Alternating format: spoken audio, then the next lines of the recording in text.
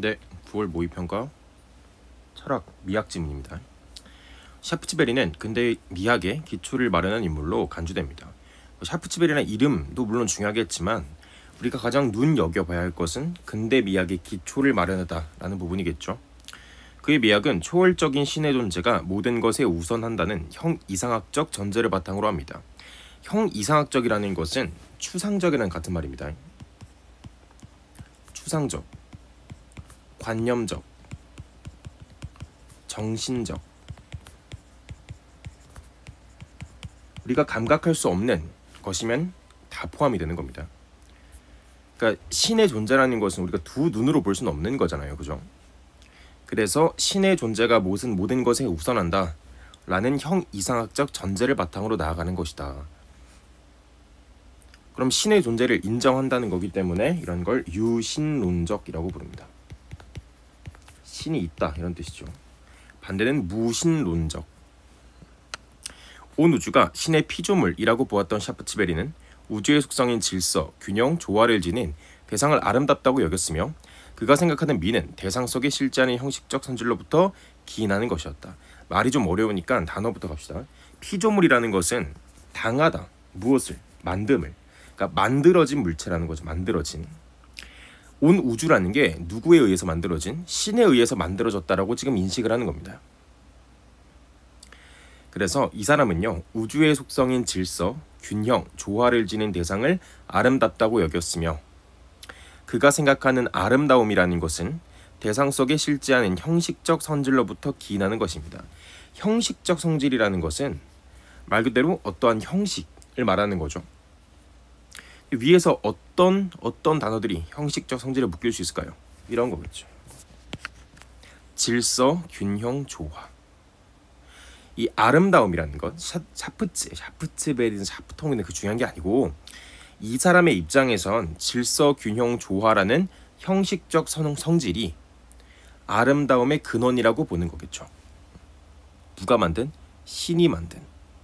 신이라는 존재가 만든 이 우주가 질서, 균형, 조화를 가지고 있고 거기서부터 우리는 아름다움을 느낄 수 있다 이렇게 보는 거죠. 샤프츠베리가 가지고 있는 또 다른 형이상학적 전제는 미의 위계성입니다. 위계성이라는 것은 위계가 있는 성질을 말하는 거죠. 위계라는 것은 위치와 계급을 말하는 것이고 그는 대상이 지닌 형성력을 기준으로 미를 3개의 등급으로 나누었습니다. 형성력이라는 게 덩어리로 보지 말고 끊어서 이해를 해봅시다. 형성력이 뭐예요? 형성할 수 있는 능력이죠. 무언가를 만들어낼 수 있는 능력. 이 무언가를 만들어낼 수 있는 능력을 기준으로 아름다움을 3가지로 구분했다고 합니다. 모든 것을 만들 수 있는 형성력을 지닌 존재인 신을 가장 높은 등급으로 보았고 신에 의해서 형성되어 예술품과 같은 아름다운 것도 만들어낼 수 있는 인간을 그 다음 등급으로 예술품과 같이 만들어진 결과물에 해당하는 물질적인 대상은요 가장 낮은 등급으로 보았습니다. 신이라는 존재는 우주를 만들 수 있는 능력을 가지고 있고 인간은 그 정도는 아니지만 아름다움을 유발하는 예술품을 만들어낼 수 있는 거잖아요. 그래서 형성력을 기준으로 가장 형성력이 많은 신이 있고 그 다음 인간이 있고 아무것도 만들 수 없는 예술품이 있다고 보는 거죠. 예술품은 무언가를 만들지 않아요. 만들어진 대상이지. 그는 하위 등급은 언제나 상위 등급으로부터 기인한다. 하위 등급이란 그 밑에 있는 것들은 무조건 위에 있는 것에서부터 나와야 돼요. 인간은 신에 의해서 만들어졌고 예술품은 인간에 의해서 만들어졌고 그러니까 신이 없으면 인간도 없는 것이고 인간이 없으면 예술품도 없는 거죠. 물질적인 대상보다는 인간보다는 더 신이 아름답다고 말했다. 그렇다면 샤프츠베리는 미적 경험에 있어서 인간이 어떻게 미를 감지한다고 보았을까? 미적 경험이라는 것은 아름다움을 느껴본 경험을 말합니다. 아름다움과 관련된 경험이라는 것은 이 미적 자체가 이 적 자체가 앞에 있는 명사와 연관된 앞에 있는 명사와 상관이 있는 이런 뜻을 가지고 있는데 그럼 아름다움과 상관이 있는 경험이라는 것은 아름다움을 느껴봤던 경험이겠죠. 이런 적실이지. 뭐 형식적, 미적, 추상적, 구체적, 사회적 굉장히 중요합니다. 이런 걸 그냥 흙 읽는 게 아니라 이 맥락 속에서 구체적으로 어떤 의미를 가지는 구절인지를 우리가 머리를 써서 이해해 볼 수 있어야 된다.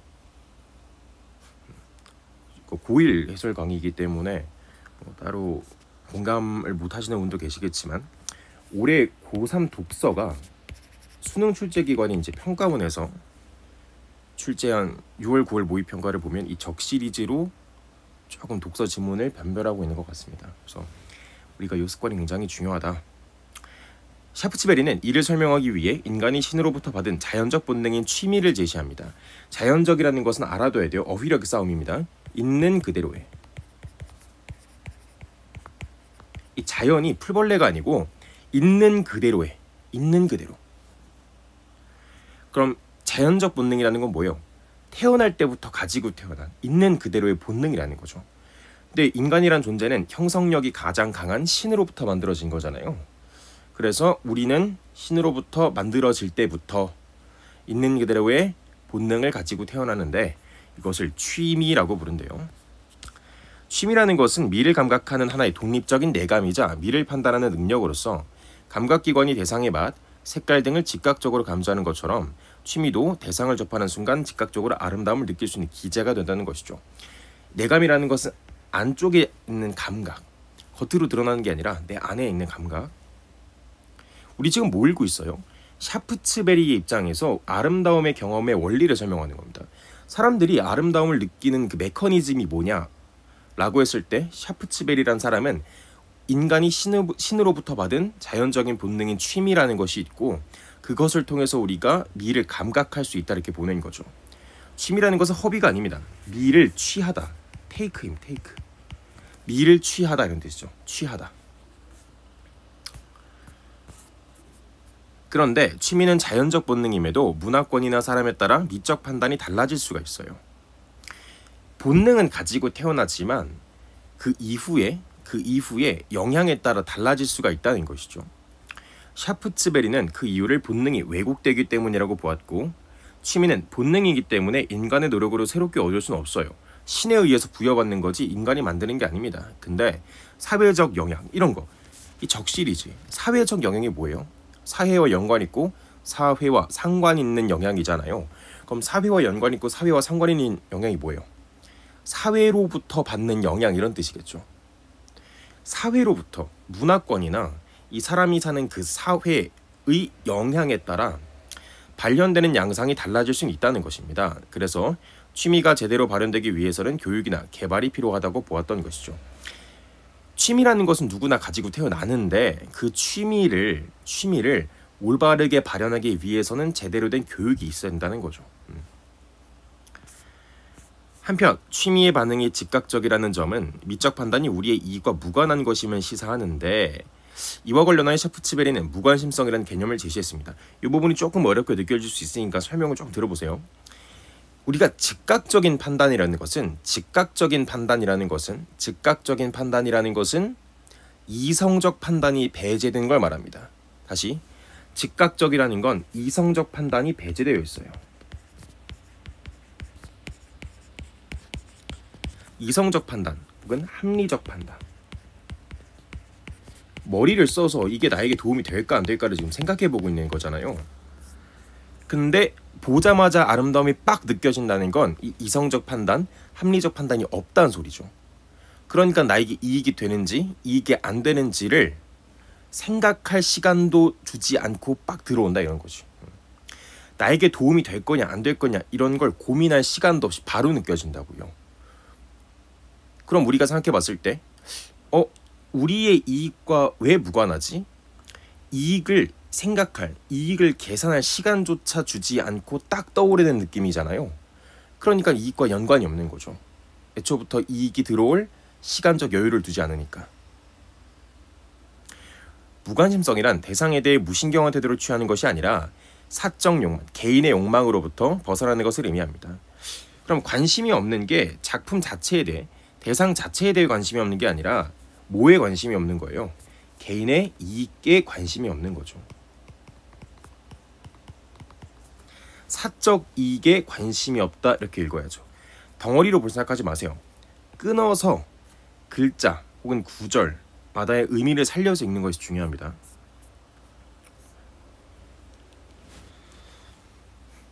이는 미적 경험의 주체인 인간이 대상의 도구적 가치에 주목하거나 도구적 가치가 뭐예요? 목적을 달성하기 위해 도구로 활용할 수 있을 만한 그 가치를 말하는 거죠.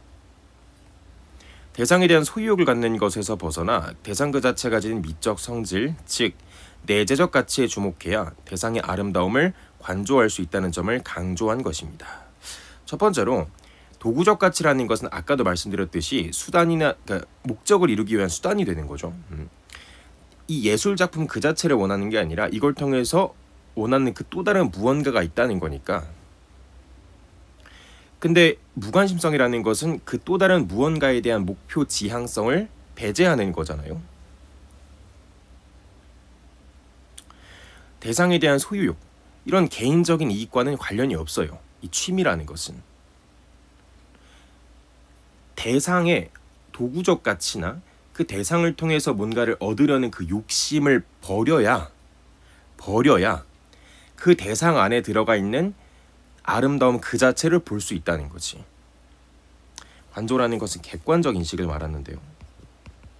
이 객관적 인식이 아무 생각 없이 보는 건 아니고 개인의 사적 욕망을 버리고 대상 자체만 바라보는 걸 말합니다. 그러면 샤프츠베리의 입장에서 이 아름다움은 어디서 기인하는 거예요? 신이 부여한 형식적 성질로부터 이 아름다움이 나오는 거잖아요. 우리가 이렇게 읽어볼 수가 있겠네.